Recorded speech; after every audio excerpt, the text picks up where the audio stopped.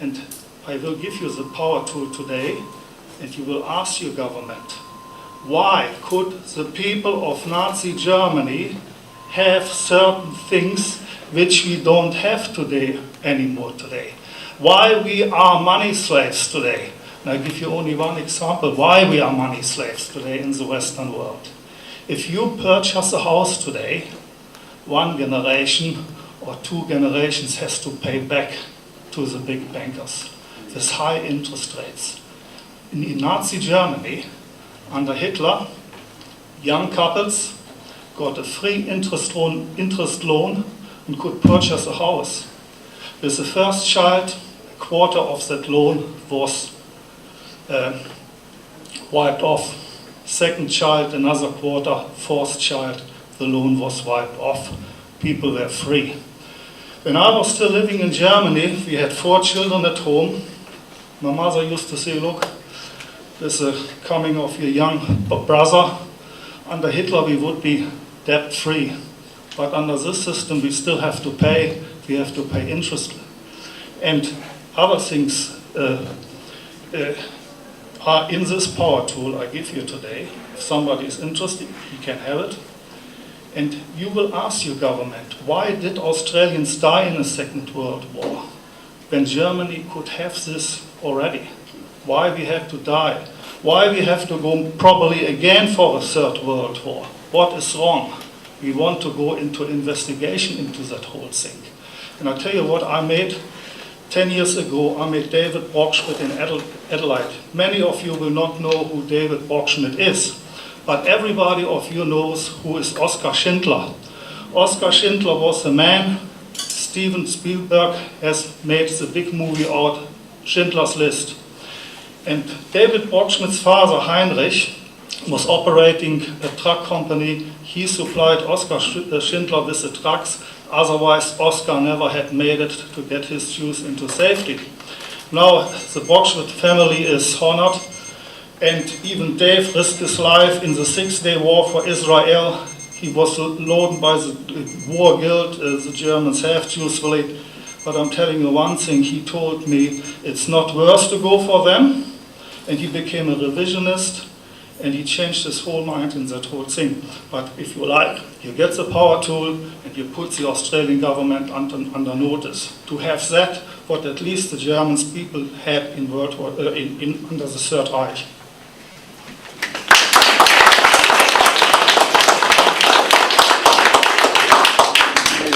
Thank you very much indeed, Harry. I think this raises the issue as to whether or not we should have the right to speak.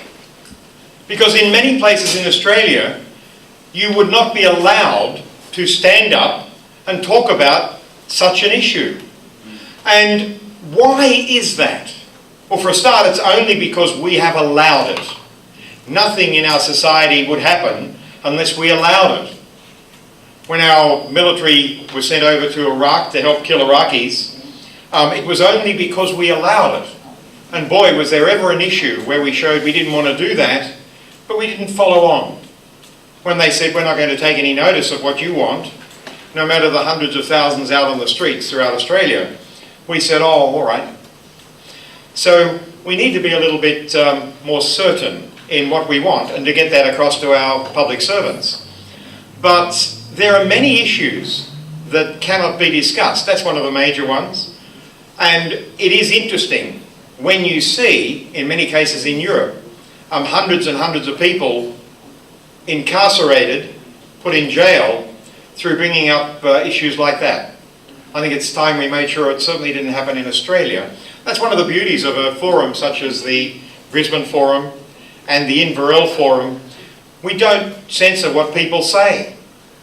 You don't have to agree with anything someone says, but it is so valuable in our society. And this isn't a comment on the last chat. It's so valuable for people to have an opportunity to voice their issues. Because when you don't do that, that builds up into serious problems in a society. And the very reason that people would be silenced, or try to be silenced, suggests that there are problems in our society that need to be handled.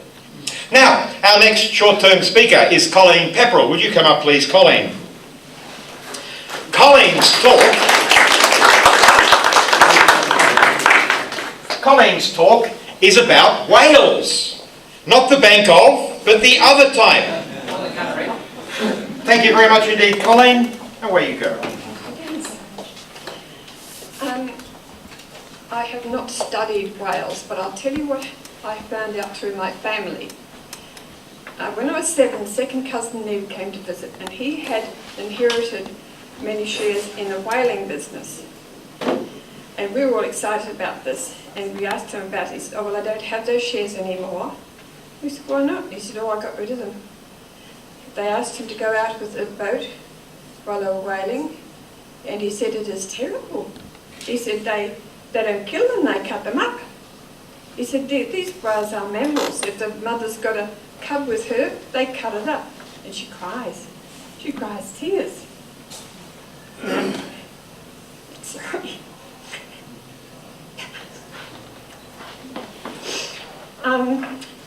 I heard on radio recently in Argentina, at the bottom of Argentina, there was a big whale floundering out there and it was dying. So some fishermen went out and they found it had a harpoon stuck in it. It was an old harpoon, and one of the fishermen says, because we've got one of those at home, it's been in the family for several hundred years, it was faulty. So they abandoned using it about 205 years ago. He said that whale's got to be about 205 years old. But the other thing is, this whale is over 200 feet long. Should we be killing him? I don't think so. What do you think? Okay. Thank you. Debating. And do we have debating in our society anymore? No. You get an occasional funny one on the television, but the topics aren't worthwhile, they're just meant to be humorous. But I think it would be a marvellous idea if we brought debate back in our society, in halls and so on, in our communities. Also, in the middle of our local newspapers. I think that the middle page each week should be a topic for and against. And the for case, let's say 1,000 words or 1,500 words, and against, the cases are swapped before printing, and the other side can comment on it for another 500 words, and the lot is printed. Who would like to see that on issues? Okay, well you can. How? Well, right, that's true, but you can also cycle down there, walk or whatever, however you get down there, and go and see them, right? They could well pick up on that. I think many newspapers in Australia, particularly the ones that aren't controlled. And when we hear issues about sewage and whatever, we want both sides. It's no good. One side might convince you, but we want to hear the both. Okay, so Alan Skyling is now going to talk about an alternative way of funding the Crown's purposes. Thank you very much indeed. Alan, let's welcome Alan. Well, thank you. I am prompted to make this contribution by both of the previous speakers. This matter of taxation is something which has interested me, like everybody else, for quite a long time, and indeed for the last 2.5 decades. I've had a running battle with that most worthy of all adversaries of the Commissioner of Taxation about how I'm going to pay his claims against me lawfully. Now, I pose it in that way to bring in that there are actually two facets to this problem. There is the claim to make one's contribution to keep society running, generally known as taxation. But the other side of the argument is how you pay that. Now, it's this latter side which nobody ever gives any attention to, yet it is critical to the whole argument. Now, my basis for saying this was an observation that was made in a marvellous little text that I got about 25 years ago by one Sir Ivor Jennings, very eminent British QC, whose text was entitled Magna Carta and its influence in the world today. Now, in the course of this book, it was only about 30 pages. What he showed was how from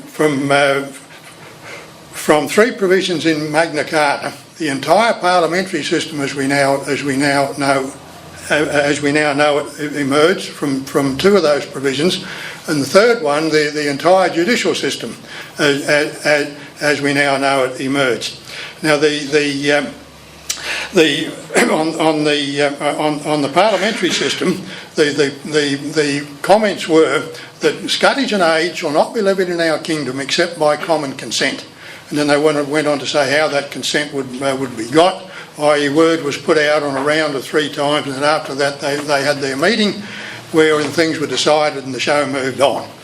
On the judicial system, the court shall not follow the king around. Now, it was a sequel to this, that the courts became established at Westminster Hall, and the whole practice we have, as we now know it, of recording proceedings were all evolved. Now, the relevance of all that to the present effort is that on the matter of taxation, going from this scutage and aid, there was a point that he made there over about 3 sentences. Taxation was of great interest to the parliaments in the 14th and 15th century. Although Magna Carta, although Chapter 29 of Magna Carta protected property rights, this was of very little of value if the king could impose heavy and arbitrary taxation. And then his punchline. Though it was and still is the law that a tax on property is not a diminution of property rights, this is a very legalistic interpretation, because in fact tax must be met out of property, and for similar reasons fines aren't made excessive. So doing a double take on that, what's he saying there? Tax is illegal? Well, if that's so, then how the hell do you fund the Crown's purposes? Because that's what we're told taxation is all about.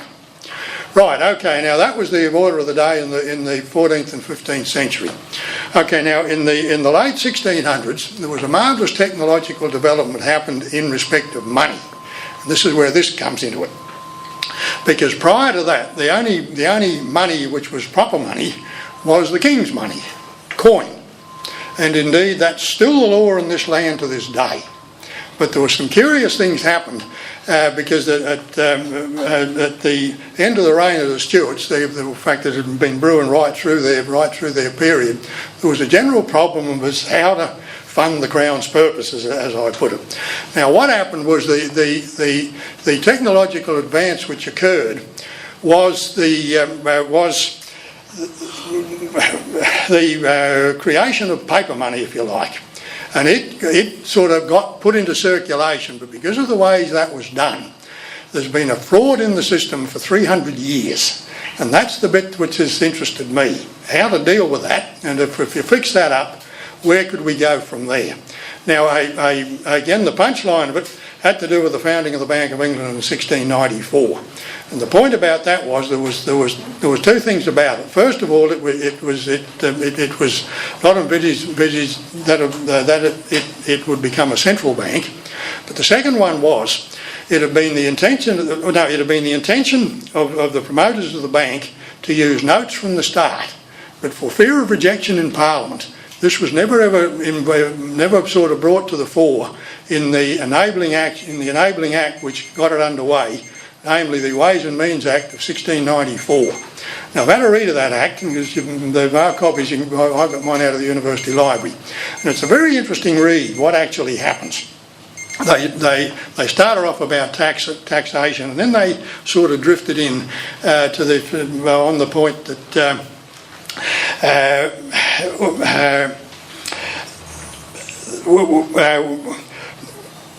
Was to bring in this notion of paper money. Now, the punchline of it all was that there was a loan was granted for 1.2 million quid, and a quid would have been a quid in those days.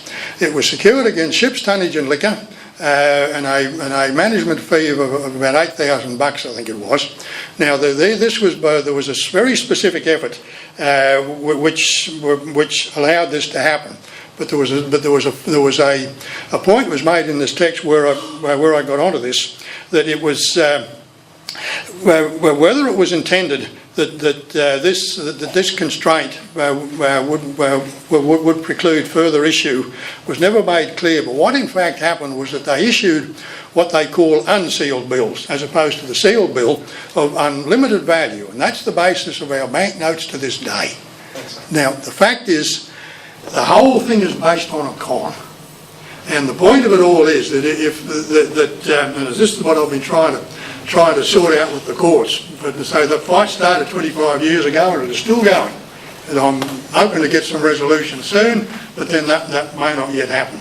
But the point of it is, if you really want to stir the place up, was mentioned previously, in respect to getting some action, any Crown establishment or any arm of government, if you like, that's in here for money, ask them, okay, how am I going to pay your claim lawfully?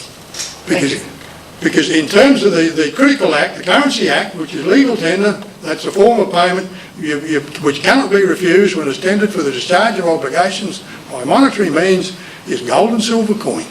Thanks, sir. But we don't have any.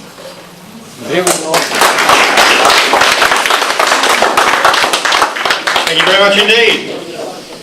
Nick Main, what's happening in Australia? Come on up, and what can we do about it? Let's welcome Nick Main. Just back a bit from the mic, please. Dennis said a while ago that we can say what we like in this country. Well, this is all okay for now, but it's going to happen. We're behind other countries. We usually are in most things.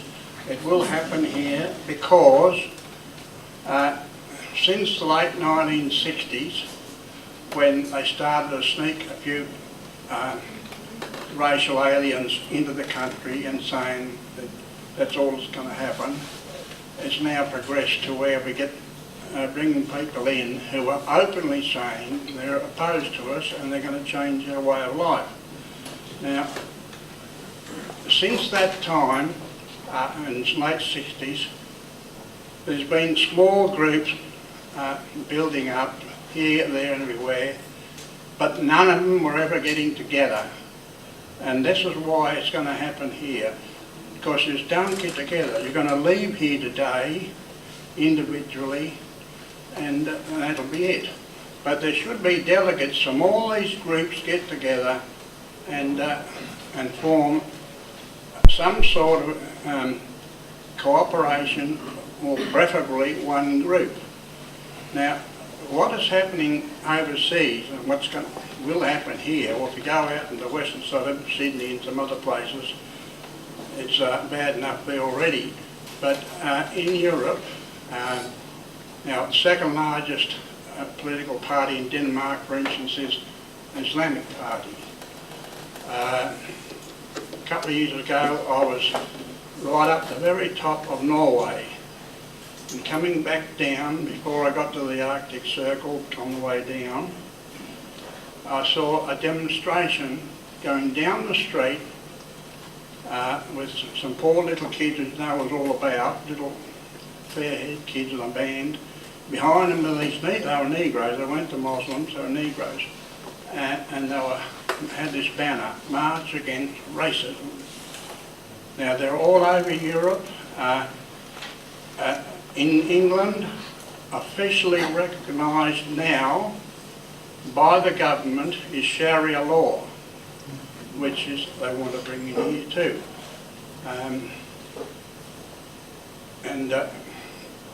Poised to come into the European Union is Turkey. Turkey's got about, I think it's either 91 or 97 million people. Now, it's from there mostly that they've got into Germany and all these other places, the Muslims from there. But if they allow Turkey to come in, you can say goodbye to your white race in Europe. But unless you get together here and do something together, you're going to be in the same position. England's got a bit of a chance because some time back some groups got together. They first formed the National Front and then there was a split and they got now the National Party, British National Party. They've got 100 people in councils already and they're beating the Labor Party in many areas. They could very well get into government, but that's because they got together. And I urge you people to talk amongst your groups and get in touch with each other, send delegates to a meeting together and see what you can do. Thank you. Let's welcome Ian Hanna.